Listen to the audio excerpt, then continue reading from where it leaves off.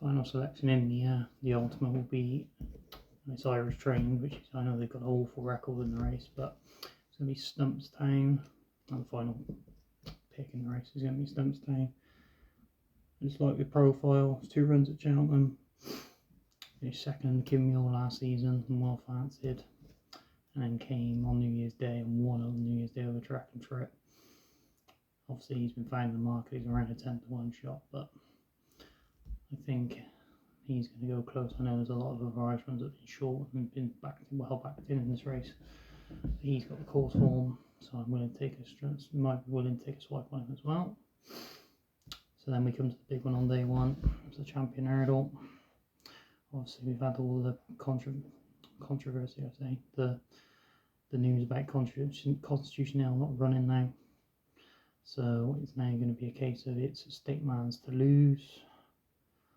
I think, obviously I was a big fan of Imperial Pass at the start of the season. I made that loud and clear. I thought that he would go move on from his train on from his Ballymore last season, but clearly that hasn't happened. He's gone backwards. He's been firmly put in his place by State Man.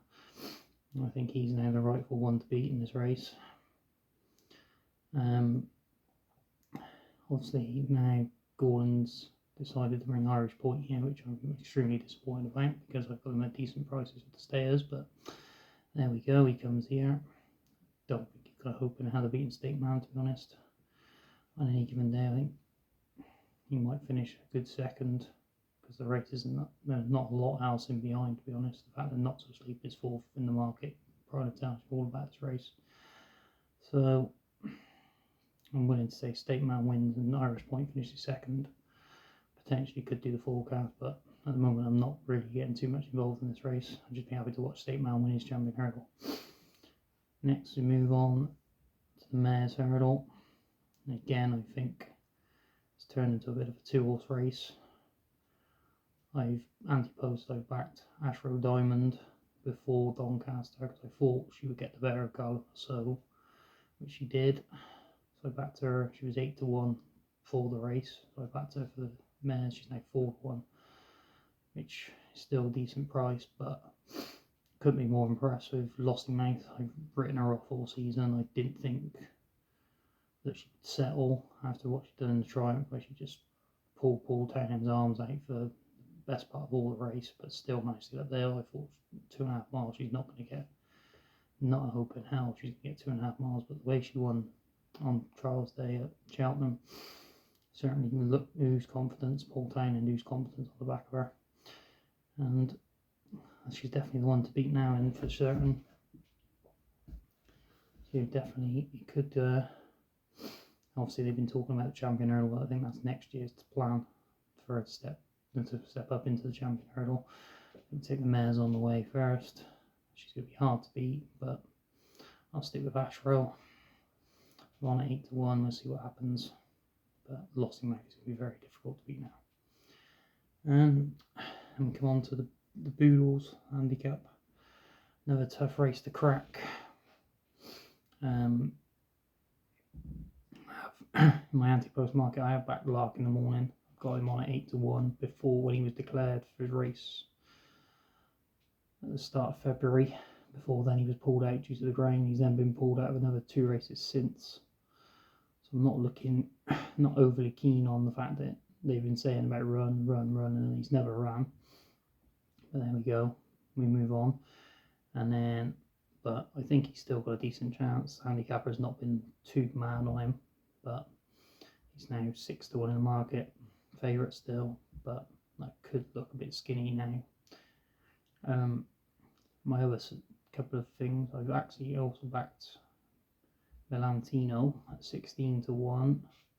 That was before the weights came out. Obviously he's got a lovely mark off the handicapper, 122. I believe it was 122 or 132, I can't remember. But he's got a lovely mark off the handicapper, which they were very surprised that he was one of the ones that was treated more leniently by the handicapper. And I got him at 16 before this. He's now 8-to-1. I think his runs behind Burdett Road and Sergino. Obviously Burdett Road's not going to go in the Triumph now, but Sergino favourite for the Triumph, and certainly check out course form again, which is, I think, is always a good thing. So I think Melantino's got a hell of a chance. Another one in the race this time for the English. I think Paul Nicholls is Liara, who won nicely at Musselburgh last time out. I think he's taken actually the same route that Affadil took for the yard last year. Went to Musselburgh, won that Musselburgh race, and has then come into the Boodles. Affadil finished 5th in the race last year, but ran very respectably 5th. So I think they've come with the same theory for this guy. Hopefully slightly better than Affadil and could go a few places better for him. We shall see. He's currently 12 to 1 shot. So, and then the final one, not saying, there's always one that comes from the race at Nice. There's always one that comes from that race. Jazzy Matty won the race last year. He ran in that race at Nice. There's always one that comes from, obviously, the Eagle Fang won the race. But I'm not going to say him. I'm going to say the one that finished 4th, which is Nara. And she finished 4th, not given, let's now put this, not given the most convincing ride, should we say. After the last one, Mark Walsh knew that she was beaten. He kind of was a lot lenient on her, but it still looked like there was a lot in the tank. So potentially she could be well handicapped also, and she's currently a 25 to 1 shot. Now, final race on day 1 is the National Chase. I'm not a big fan of this race, to be honest. And they say, if you don't fancy one, don't go searching for one. So I'm just going to let this race, I'm just going to bypass this race. I think now that the fact that it's in memory of Maureen Mullins, I would assume that Willie Mullins is going to be adamant and that he's going to want to win this, as is Patrick's going to want to win it, riding it.